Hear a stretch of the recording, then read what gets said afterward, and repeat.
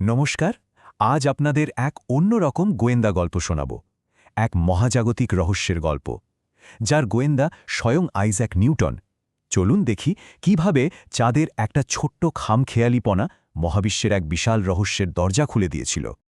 তো ধাঁধাটা কী ছিল? ধাঁধাটা ছিল আমাদের অতি পরিচিত চাঁদকে নিয়ে। বহু বহু বছর ধরে বিজ্ঞানীরা দেখছিলেন যে চাঁদের কক্ষপথটা ঠিকঠাক নেই। মানে এটা একদম নিখুঁত গোল হয়ে ঘোরে না। মাঝে মাঝে এর গতি বেড়ে যায়, আবার কখনো কমে যায়, কেমন যেন একটু টলমল করে চলে। কিন্তু আসল প্রশ্নটা হলো, কেন এমন হয়? আর ঠিক এখানেই এন্ট্রি নিলেন আমাদের গল্পের গোয়েন্দা আইজ্যাক নিউটন। তিনি প্রথম বুঝতে পারলেন যে কারণে গাছ থেকে আপেল মাটিতে পড়ে, ঠিক সেই একই কারণে গ্রহ নক্ষত্ররাও ঘুরছে। মানে পুরো মহাবিশ্বর পিছনে রয়েছে একটাই নিয়ম, একটাই শক্তি। বেশ, তাহলে চলুন কেসটার গভীরে ঢোকা যাক। চাঁদের এই আজীব আচরণ বিজ্ঞানীদের জন্য ঠিক কী সমস্যা তৈরি করছিল সেটাই এখন দেখব। এই যে কথাটা দেখছেন, এটা নিউটনের নিজের লেখা, আর এর মধ্যেই কিন্তু সমাধানের প্রথম সূত্রটা লুকিয়ে আছে।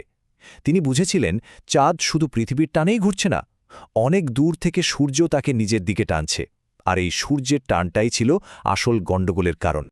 তাহলে চলুন এবার নিউটনের সেই অসাধারণ ভাবনাটা একটু কাছ থেকে দেখি, কিভাবে সূর্য এত দূরে থেকেও পৃথিবী আর চাঁদের এই সিস্টেমে ক্রমাগত একটা প্রভাব ফেলে যাচ্ছে।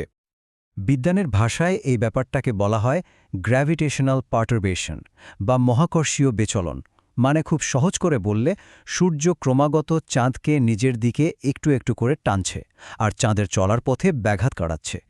এই ছবিটা একবার দেখুন, কি দারুণভাবে এই মহাকর্ষের জটিল নাচটাকে তুলে ধরা হয়েছে। নিউটন কিন্তু শুধু মুখে বলেননি, তিনি রীতিমতো অঙ্ক কষে এটা প্রমাণ করেছিলেন।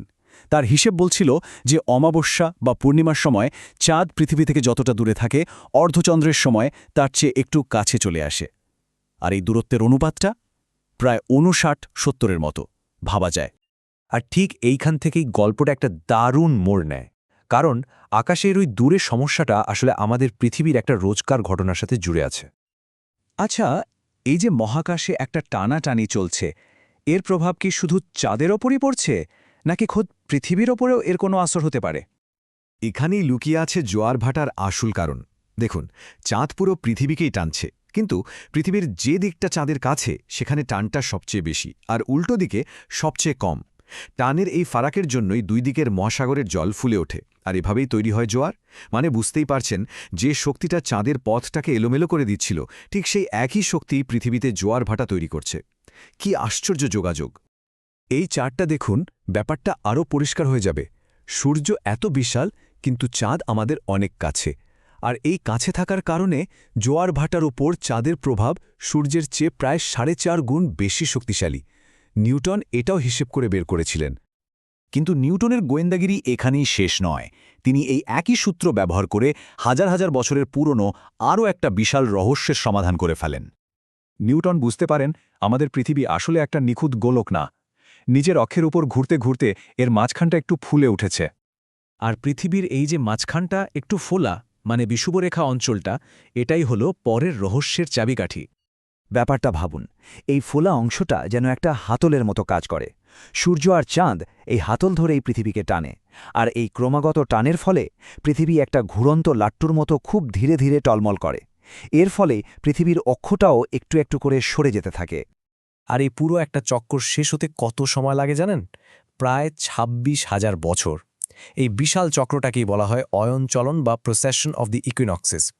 ভাবুন একবার, যে রহস্যটা হাজার হাজার বছর ধরে বিজ্ঞানীদের রাতের ঘুম কেড়ে নিয়েছিল, নিউটন তার মহাকর্ষ সূত্র দিয়ে সেটালু সমাধান করে দিলেন। তাহলে চলুন সব মিলিয়ে একবার দেখি নিউটনের এই আবিষ্কার ঠিক কতটা বিশাল ছিল। একবার দেখুন, মাত্র একটা সূত্র, সার্বজনীন মহাকর্ষ, আর তা দিয়ে কি কি রহস্যের সমাধান হল। চাঁদের খামখেয়ালি কক্ষপথ, সমুদ্রের জোয়ার ভাটা, পৃথিবীর হাজার বছরের পুরনো টলমল করা বা অয়নচলন, এমনকি গ্রহ নক্ষত্রের ঘনত্ব আর তাদের উপবৃত্তাকার পথ, সবকিছুর পেছনেই ওই একটাই নিয়ম। তিনি যেন মহাবিশ্বের বিভিন্ন বিন্দুকে একটা সুতোয় গেঁথে দিয়েছিলেন। নিউটন প্রমাণ করে দিয়েছিলেন যে একটা আপেল পড়ার মতো সাধারণ ঘটনা থেকে শুরু করে পৃথিবীর মতো বিশাল গ্রহের টলমল করা সবকিছুর পিছনে কাজ করে একই সার্বজনীন নিয়ম। প্রশ্নটা হলো, আজকের দিনে আমরা এখনও এমন কোনো সার্বজনীন সূত্রের খোঁজে আছি, এমন কোনো সূত্র যা হয়তো মহাবিশ্বের আরও গভীর, আরও বড় রহস্যের পর্দা সরিয়ে দেবে?